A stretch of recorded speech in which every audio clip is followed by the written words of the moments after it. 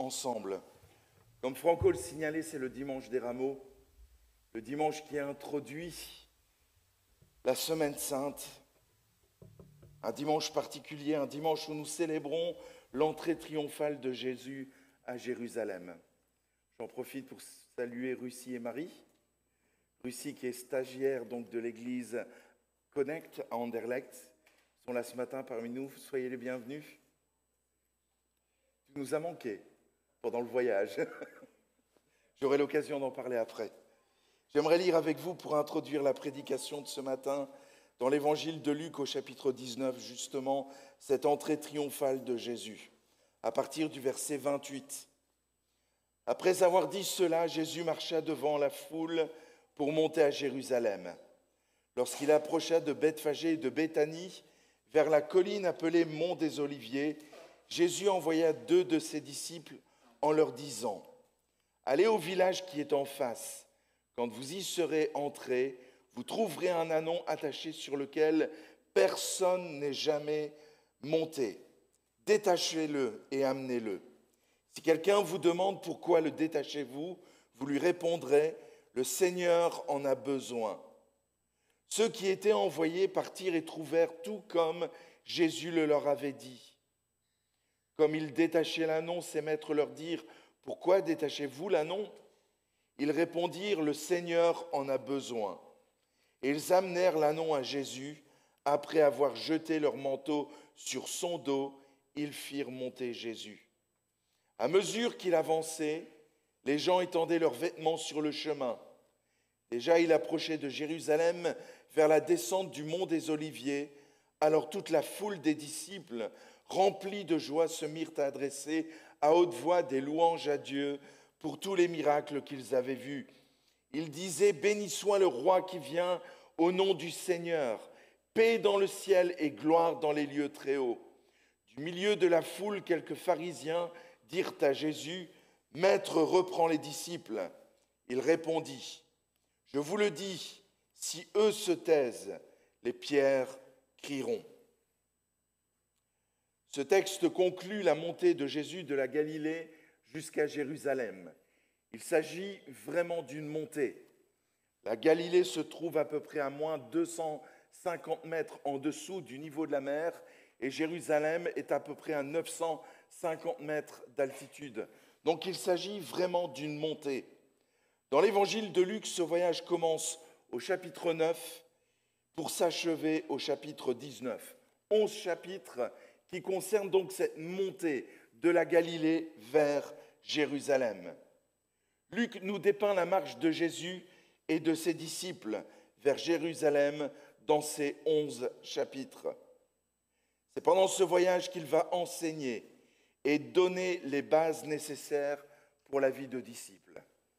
Jésus ne parlera pas de suiveurs, Jésus ne parlera pas de fans, Jésus parlera de disciples. Au-delà de la description littérale du voyage, c'est la marche spirituelle dont Luc fait ici le récit. Cette marche vers Jérusalem a une portée métaphorique, c'est aussi une image. Le parcours de Jésus et de ses disciples dessine la marche chrétienne, ses difficultés, ses aspirations et nous donne des exemples.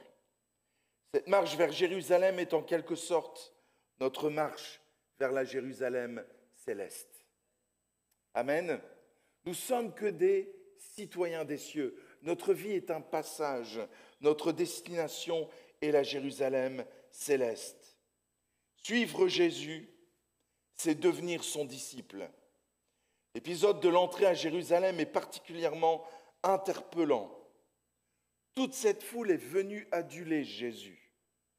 Et quelques heures plus tard, lorsqu'il chassera les vendeurs du temple, lorsqu'il sera confronté à une question où on voulait le piéger, ou à qui fallait-il rendre l'impôt, à César ou à Dieu, la foule, quelques heures plus tard, se détournera de Jésus et le rejettera. La foule, à ce moment-là, comprenait que Jésus ne répondrait pas à ses attentes, c'est-à-dire de les libérer de l'oppression romaine. voir l'évangile de Jean plus particulièrement par rapport à ce point-là. Ils avaient une attente. Cela faisait à peu près 90 ans que maintenant Israël vivait sous tutelle romaine, cette fameuse Pax Romana, avec déjà plusieurs guerres. On estime qu'à ce moment-là, les Romains avaient déjà tué 1,5 million de Juifs lors de conflits, lors de guerres, sans compter cette guerre qui viendra en l'an 70, qui amènera la destruction de Jérusalem. Ils ont compris que Jésus ne venait pas pour les libérer de l'oppresseur romain. Et à partir de ce moment-là, ils se détournent de lui. Quand je réfléchis à cet épisode, quand je réfléchis un peu plus près à cet épisode, rien n'a changé. Rien n'a changé. Ces grands rassemblements existent toujours. Je pense à ces grandes campagnes d'évangélisation avec Reinhard Bonnke, qui maintenant c'est Daniel Kolenda, son successeur, qui rassemble des centaines de milliers d'hommes et de femmes qui sont là autour de la personne de ce serviteur de Dieu, mais qui sont dans une attente, dans une soif particulière par rapport à Dieu. Ils ont leur attente. Je pense à ces grands concerts de louanges avec des orateurs de pointe qui rassemblent des dizaines de milliers de personnes. Je rassure tout de suite, je n'ai rien contre cela. J'y ai moi-même participé et j'étais béni au travers de ces rassemblements. Mais nous venons avec des attentes lors de ces rassemblements, lors de ces grands meetings. Et lorsque nos attentes sont déçues, que reste-t-il ou qui reste-t-il? Très peu restèrent attachés à Jésus. Serait-ce les 120 personnes qui étaient réunies dans ce qu'on appelle la chambre haute à la Pentecôte? Et cet épisode nous interpelle et doit nous interpeller sur chacune de nos vies. La vie de disciple. La vie de disciple. Je ne parle pas de fan, être fan de Jésus, ou être suiveur de Jésus, ou être chrétien. Je parle de disciple. C'est le terme que Jésus va employer. Le fait que je vive ce genre d'événement fait-il de moi un disciple? Certainement pas. Prouve-t-il que je suis disciple? Il prouve simplement que je viens avec des attentes, que j'ai des attentes particulières par rapport à Dieu, des aspirations, des demandes vis-à-vis de Dieu. La marche de la Galilée à Jérusalem nous donne une description. C'est toute cette marche entre la Galilée et Jérusalem qui nous donne la description de la vie du disciple. Elle nous donne une grille d'évaluation pour notre propre vie. Alors j'ai relevé quelques points dans l'évangile de Luc, du chapitre 9 jusqu'au chapitre 19, que j'aimerais partager avec vous.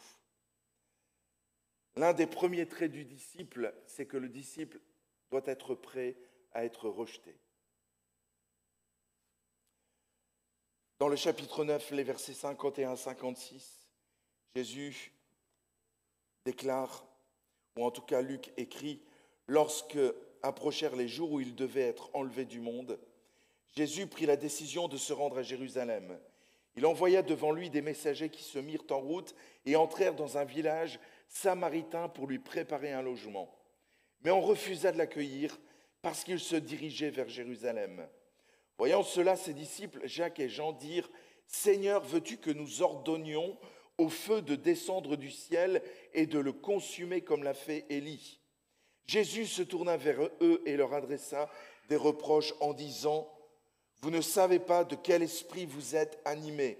En effet, le Fils de l'homme n'est pas venu pour perdre les âmes des hommes, mais pour les sauver. » Et ils allèrent dans un autre village. Nous voyons dans l'enseignement de Jésus que le rejet fait partie de la vie du disciple. Le disciple doit être prêt à être rejeté. Suivre Jésus n'est pas très populaire et le devient de moins en moins. J'étais frappé en Hongrie de voir le soin que l'on apportait aux églises. Toutes les églises, il y a l'église catholique et l'église luthérienne. L'église majoritaire, c'est l'église catholique. Et puis il y a l'église luthérienne aussi qui a été amenée au XVIIe siècle par des émigrés de différentes nations et qui ont implanté ces églises.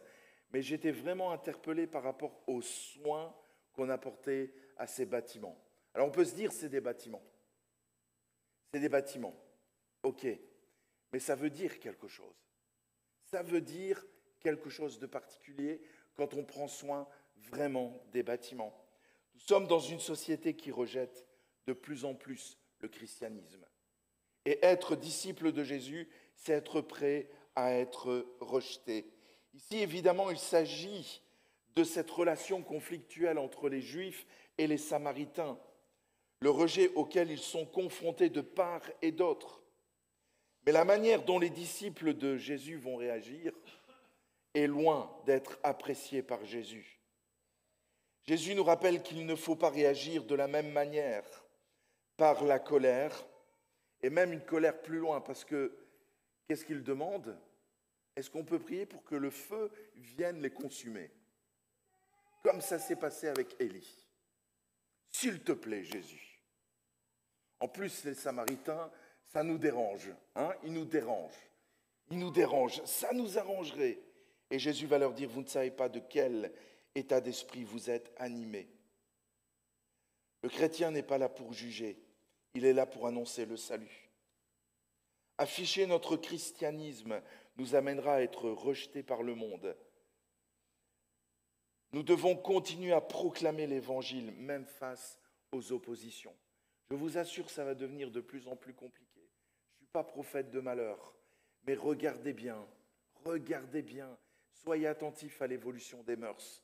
Ce qu'on nous demande d'enseigner dans les écoles, dans les papiers officiels, des petits changements anonymes. Maintenant, c'est plus homme-femme, c'est genre 1, genre 2, genre 3. Ce sont tous des petits changements qui nous paraissent anodins, mais qui montrent que notre société se déchristianise de plus en plus et qu'en tant que disciples de Jésus, nous allons être de plus en plus rejetés. De plus en plus rejetés. Rejetés peut-être par nos familles, rejetés par des collègues, peut-être jusqu'à perdre son emploi. Comment allons-nous nous comporter même en tant qu'enseignants face à des valeurs qu'on va nous demander d'enseigner qui vont aller contre tous nos principes? Jésus a toujours fait preuve d'amour, même face au rejet. Pensons à sa mort, nous nous souviendrons de cela ce vendredi, mais pensons à sa mort.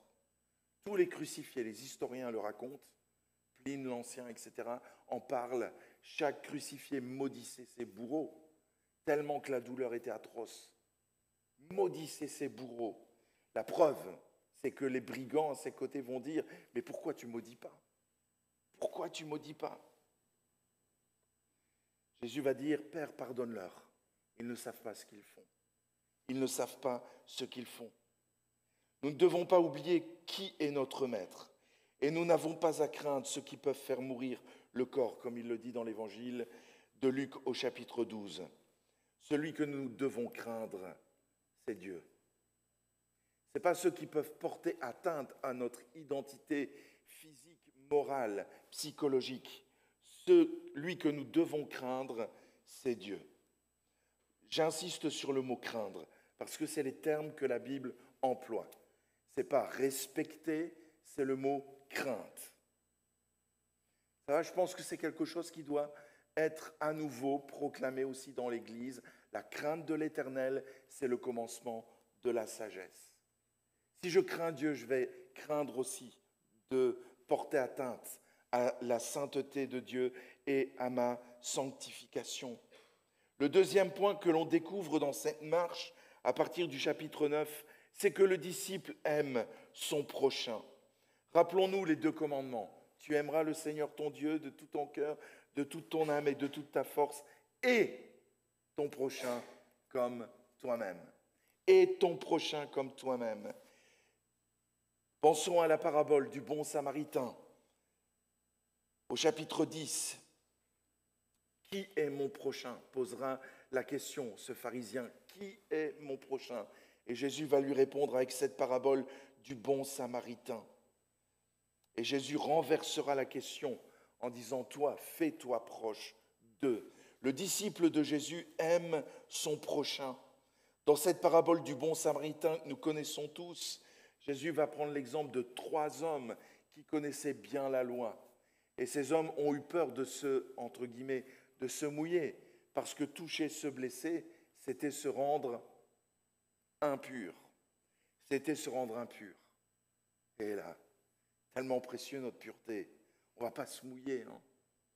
Et Jésus va renverser. Il va montrer l'essentiel. L'essentiel n'est pas de garder sa pureté. L'essentiel, c'est de poser des actes d'amour à ce moment précis. Le disciple aime son prochain. Il doit aider son prochain, celui qui se trouve sur sa route. En Hongrie, on a vu des choses, enfin on n'a pas vu des choses extraordinaires, juste des enfants et des femmes. Ça, je n'ai pas vu d'hommes dans les réfugiés. C'était vraiment enfants et femmes. Les hommes, les frères, sont restés et combattent. Donc, ce qu'on vous dit à la télévision, c'est juste. On n'a vu que des hommes et des femmes. Pardon, excusez-moi. J'ai encore les kilomètres dans le dos. Que des enfants et des femmes, vraiment.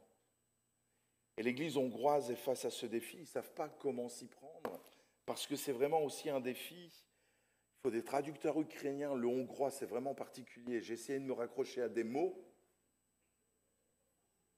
parce qu'avec le néerlandais, il y a quand même des mots, l'anglais. Bon, il y a des mots auxquels on peut se raccrocher, mais le hongrois, rien. Rien. Il n'y a aucun mot auquel on peut se raccrocher. Et même chose, donc entre l'ukrainien et le hongrois, c'est la même chose. Il n'y a pas de lien. Donc il faut des traducteurs pour les papiers officiels, etc. C'est vraiment compliqué. L'Église fait ce qu'elle peut. Il y a 500 000 réfugiés en Hongrie. Donc c'est un pays qui est 3 fois plus grand que la Belgique, à peu près. On était à 250 km de la frontière. Et l'Église fait ce qu'elle peut. Vraiment, elle fait ce qu'elle peut. Elle donne tout ce qu'elle peut dans un contexte qui n'est pas simple. Ce n'est pas notre niveau de vie, mais ils font tout ce qu'ils peuvent. Et vraiment, cette solidarité des églises apostoliques européennes pour aider l'Église hongroise, ça force le respect. Mais le chrétien, le disciple de Jésus, aime son prochain. Et l'Église doit démontrer, une Église de disciples démontre qu'elle aime son prochain. Le troisième point, c'est que le disciple est quelqu'un de humble. Quelqu'un de humble. Souvent, je dis en rigolant, je suis fier d'être humble. L'humilité est un des traits de caractère du disciple, l'humilité. Et Jésus va l'enseigner au chapitre 14, les versets 10 à 11. Mais lorsque tu es invité, va te mettre à la dernière place, afin qu'au moment où celui qui t'a invité arrive, il te dise « Mon ami, monte plus haut ». Alors tu seras honoré devant tous ceux qui seront à table avec toi. En effet, toute personne qui s'élève sera abaissée, et celle qui s'abaisse sera élevée. Il ne doit pas chercher à donner à qui pourra lui rendre, en sachant qu'il lui sera rendu à la résurrection des justes. Comme l'amour, c'est en Jésus que nous trouvons le meilleur des exemples. Jésus était extrêmement humble. C'est l'humilité dont il a fait preuve qu'il nous faut revêtir. Pensons à Philippiens 2. Il s'est dépouillé. Jésus s'est dépouillé, prenant la condition d'un serviteur. Le disciple ne doit pas chercher à se mettre en avant, mais plutôt à placer les autres avant lui, à chercher l'intérêt de son prochain au lieu du sien. L'humilité, c'est l'expression de la générosité désintéressée. L'humilité et la générosité soulignent son amour pour le prochain. Cette humilité, Jésus en parle aussi dans la parabole du pharisien et du publicain. Ce pharisien qui prie et qui dit « Seigneur, je te loue que je ne suis pas comme ce publicain. » Et le publicain qui se frappe la poitrine en disant « Malheur à moi, je suis un pécheur et j'ai besoin du pardon de Dieu. » L'humilité du publicain le pousse à se reconnaître pécheur et à craindre Dieu. Jésus va dire que c'est le publicain qui est justifié et pas le pharisien.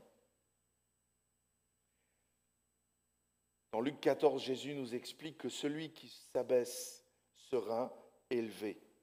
Celui au contraire qui veut s'élever sera abaissé, car c'est Dieu qui élève ou qui abaisse.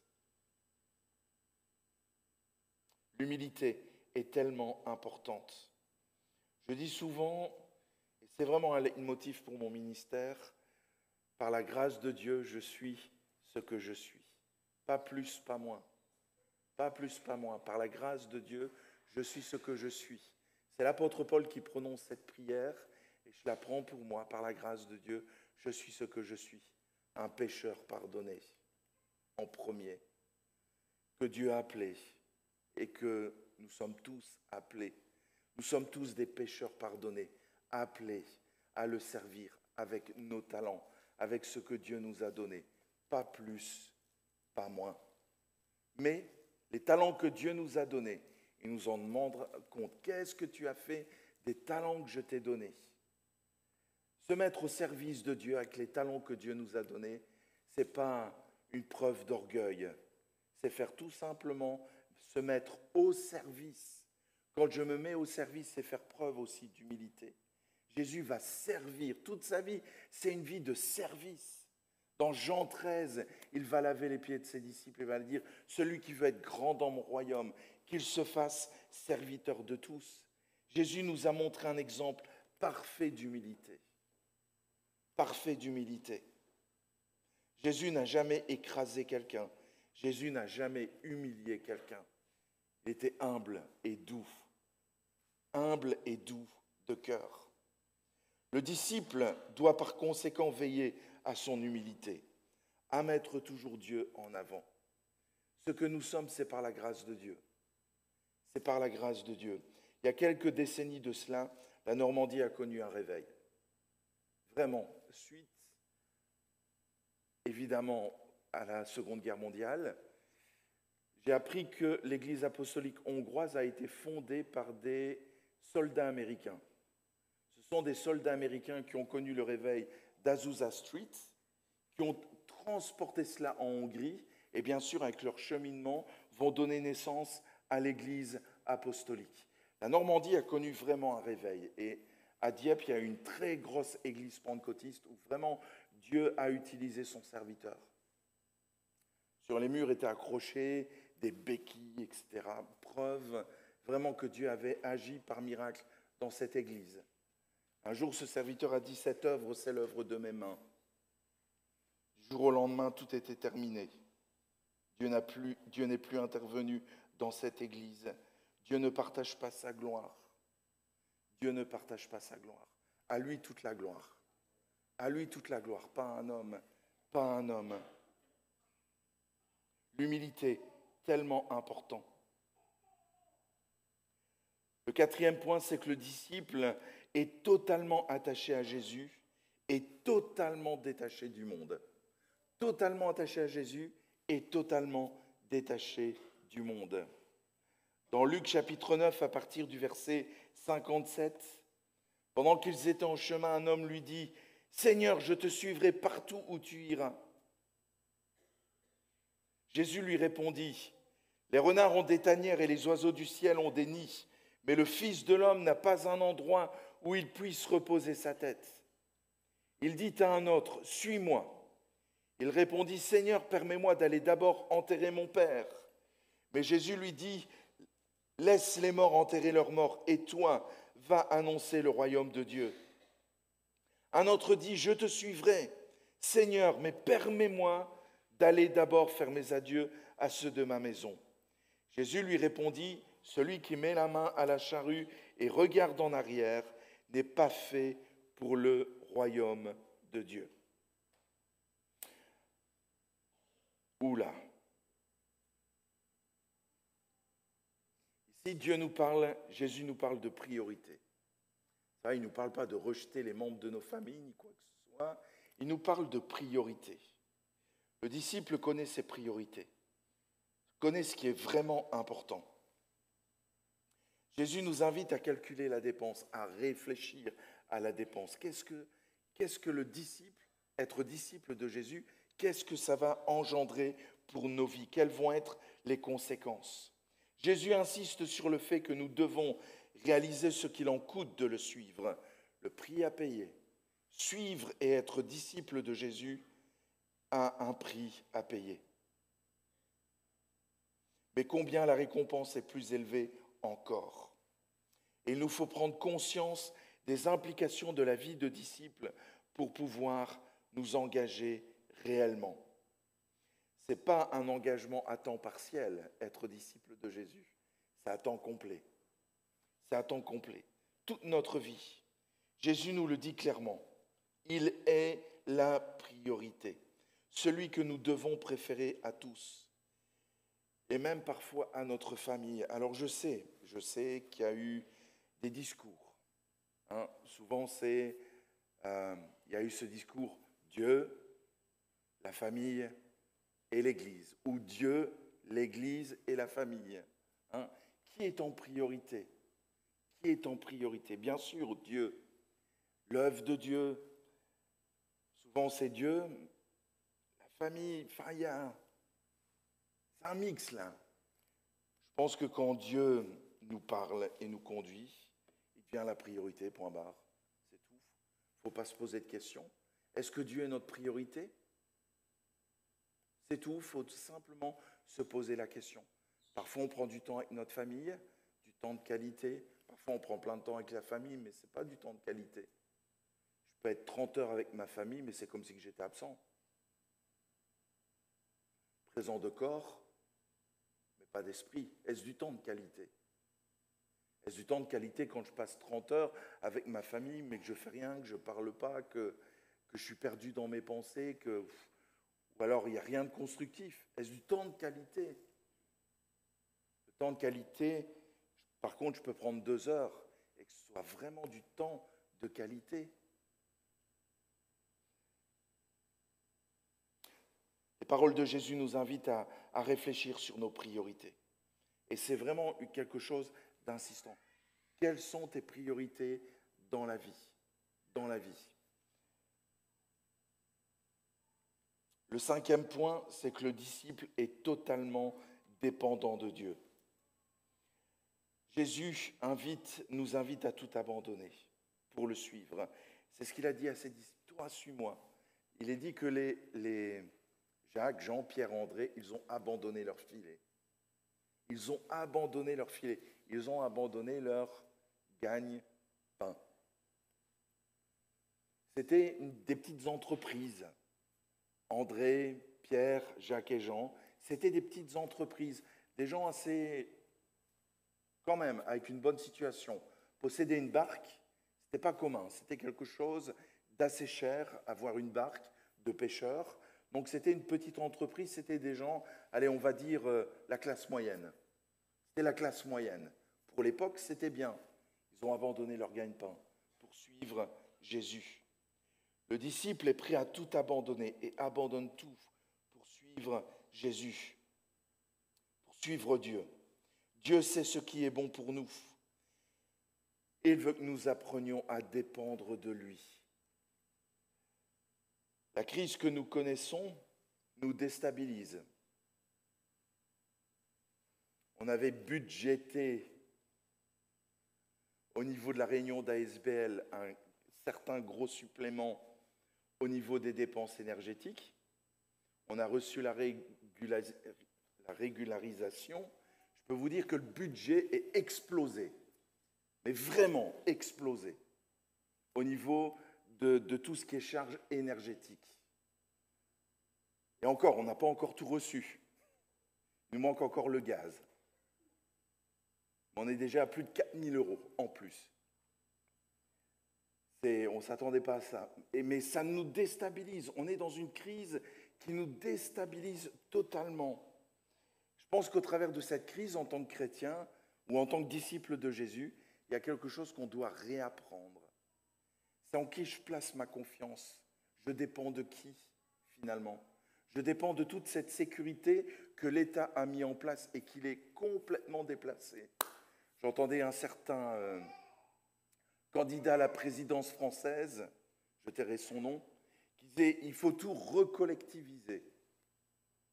Pour ceux qui ont connu le communisme savent très bien ce que ça veut dire. La recollectivisation. C'est du grand n'importe quoi. grand n'importe quoi. Cette crise nous apprend, va nous réapprendre à être dépendants de Dieu. Vraiment, en tant qu'Église, même aussi pour chacune de nos familles, elle va nous mettre au défi par rapport à nos finances. La fidélité dans nos dîmes, la fidélité dans les offrandes. On va réapprendre la dépendance vis-à-vis de Dieu, j'en suis vraiment convaincu.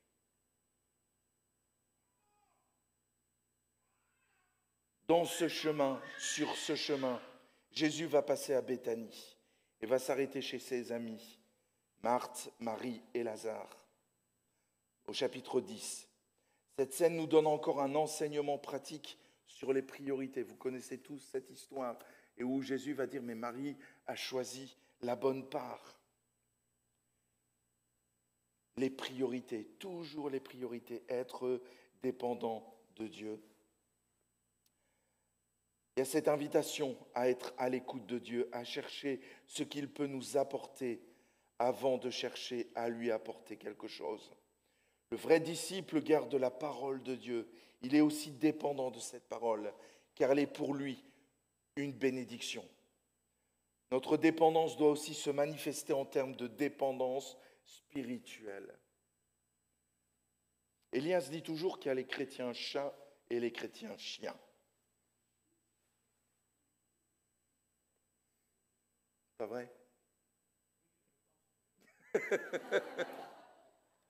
Il y a les chrétiens chiens et les chrétiens chats. Nous avons un chat à la maison.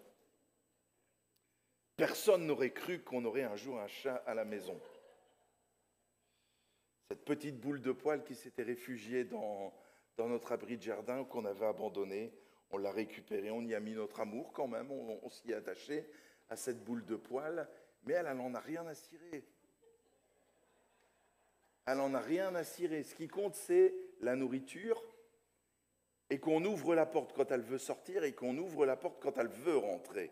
Il n'y a que ça qui l'intéresse, c'est être confortablement intéressé. Dès qu'on veut lui montrer de l'attention, c'est des coups de griffe et tout, elle n'est pas du tout sympa. On voit qu'elle a été mal sevrée. Elle a été mal sevrée par rapport à cela.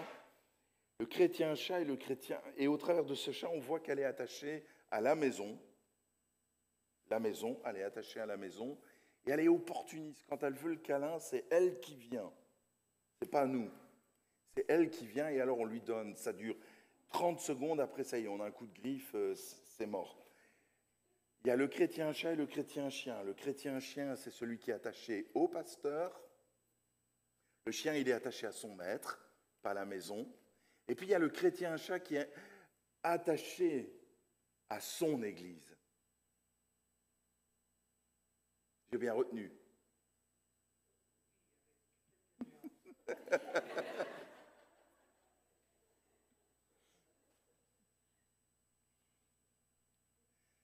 Vous ne devez pas être dépendant de moi. Vous ne devez pas être dépendant de votre pasteur. Vous devez être dépendant de Dieu. Vous devez être des chrétiens chats, pas chiens. Même si on aime bien être apprécié par l'Église, c'est normal. C'est normal que l'Église apprécie son pasteur, sinon il y a un problème. Mais on est d'abord attaché à son Église plutôt que d'être attaché à son pasteur. Parce que être attaché à son Église, c'est être aussi dépendant de Dieu et pas dépendant d'un homme. Amen. Amen. Et le 6e point, c'est que le disciple attend. On l'a chanté, certains l'ont prié ce matin. Le disciple attend le retour de Jésus-Christ. Attend le retour de son maître. Dans Luc 12, versets 35 à 40, Jésus va dire « Mettez une ceinture à votre taille et tenez vos lampes allumées. Soyez comme des hommes qui attendent que leur maître revienne des noces afin de lui ouvrir dès qu'il arrivera et frappera. Heureux ces serviteurs que le maître à son arrivée trouvera éveillés. Je vous le dis en vérité, il mettra sa ceinture, les fera prendre place à table et s'approchera pour les servir. Qu'il arrive au milieu ou vers la fin de la nuit. Heureux sont ces serviteurs s'il les trouve éveillés. Vous le savez bien, si le maître de la maison connaissait l'heure à laquelle le voleur doit arriver, il resterait éveillé et ne laisserait pas percer les murs de sa maison. Vous donc aussi, tenez-vous prêts, car le Fils de l'homme viendra à l'heure où vous n'y penserez pas. Où vous n'y penserez pas. Jésus termine avec cette phrase, où vous n'y penserez pas. Il met un point quelque part que finalement, ça ne sera plus dans la culture de l'Église. Ce Maranatha. Viens Seigneur, viens. Maranatha. Ce ne sera plus dans la culture de l'Église. Où vous n'y penserez pas. Le disciple attend le retour de son maître. Le disciple doit être vigilant. Jésus l'a promis, il reviendra. C'est ce qu'on appelle en théologie la parousie. Nous ne savons pas quand le maître reviendra. Nous avons des indices qui nous montrent que sa venue est proche. Dans Matthieu 24, dans les paroles que Paul donnera à Timothée, dans la deuxième épître de Timothée, dans les textes des prophètes de l'Ancien Testament qui nous donnent aussi certains détails, nous voyons quand même que tout se précise, que tout va aussi très très vite. Ça va vite, le monde s'emballe. Alors on peut se dire oui, c'est toujours emballé, mais là, ça prend quand même des mesures incroyables, incroyables. Nous ne savons pas quand le Maître viendra. Alors en conséquence, nous devons nous tenir prêts à tout instant. Jésus va utiliser l'image du déluge, va utiliser cet événement qui a eu lieu. Il va parler du temps de Lot, de la destruction de Sodome et Gomorrhe, et va comparer les temps qui vont précéder ces événements aux événements qui précéderont sa seconde venue. Tout le monde vivait comme si rien n'allait arriver. C'est ce qu'il dit dans Luc 17. Les gens marieront leurs enfants. C'est ce que nous avons fait samedi passé en mariant notre fille aînée. Ils vivront comme si que rien n'allait arriver. Je pense au tsunami qui a eu lieu en 2004. Vous vous souvenez de cet événement? Juste, c'était à la période de Noël, si mes souvenirs sont bons, où on a vu des gens qui étaient là en train de filmer la vague. Ils n'ont pas pris conscience de l'événement qui était en train d'arriver. Les personnes étaient au bord du port et en quelques secondes, le niveau de la mer avait baissé de 3 mètres. Mais si cette eau baisse de 3 mètres, elle a disparu quelque part. Elle doit revenir, cette eau, finalement. Et personne ne s'est inquiété. On aurait fait la même chose. On aurait fait la même chose, je pense. Et des gens étaient là en train de filmer la vague. On les a vus filmer la vague et être complètement engloutis par cette première vague. Et puis il y a eu cette deuxième vague après. Je pense que l'eau s'est retirée. L'eau se retire. Le Fils de l'homme, Jésus, revient bientôt. Et il faut être attentif aux signes. On parle de la tribu d'Issachar qui était capable de discerner les signes, de les interpréter. Il faut être attentif aux signes que nous vivons, qui nous amènent à dire, mais Maranatha, Seigneur, Maranatha, viens, Seigneur. Quand on voit tout ce qui se passe sur la terre en ce moment, la terre soupire après le retour de Jésus-Christ, du Fils de l'homme. Alors on pourrait également parler du pardon, de la connaissance, de l'intimité, de l'obéissance, de tellement de qualités du disciple. Je pense que le dimanche des rameaux nous amène finalement à se poser la question, suis-je fan de Jésus? Suis-je quelqu'un qui suit ou suis-je disciple de Jésus? Aurais-je fait partie des 120? Aurais-je été dans la chambre haute? Le dimanche des rameaux est aussi une interpellation sur qui je suis moi-même. Suis-je réellement disciple de Jésus? J'insiste sur le mot disciple, pas chrétien. Ce mot ne veut plus rien dire. Même s'il a été donné aux disciples de Jésus à Antioche, qui voulait dire petit Christ, ce mot ne veut plus rien dire maintenant. On va plutôt parler de disciple. Suis-je disciple de Jésus?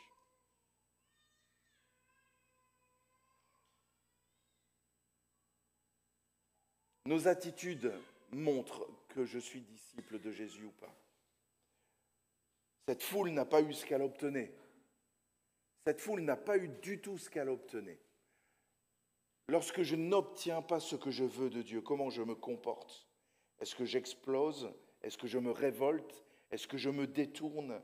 Nos comportements face à tout cela sont révélateurs de si je suis disciple de Jésus ou pas. C'est important. Jésus insiste sur ce thème.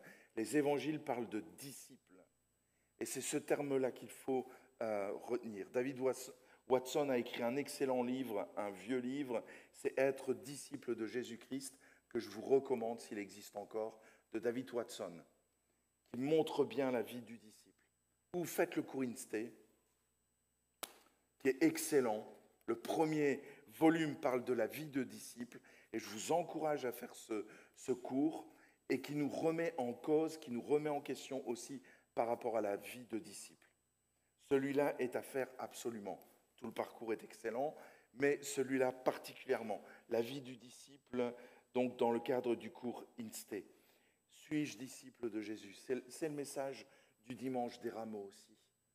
Hein, toute cette foule qui a crié Hosanna, qu'est-il resté? Qu'est-il resté de cette foule? Pas grand-chose.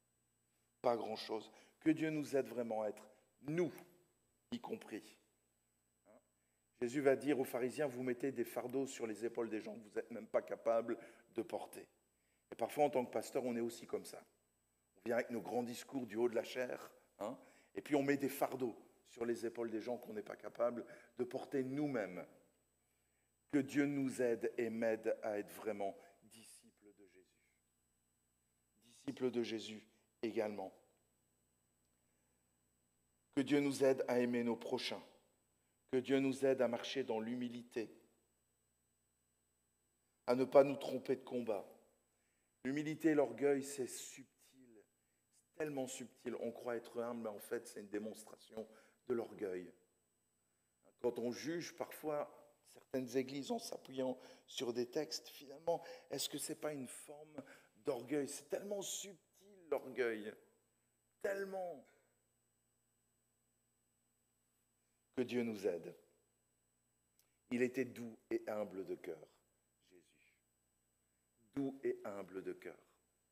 On prie ensemble?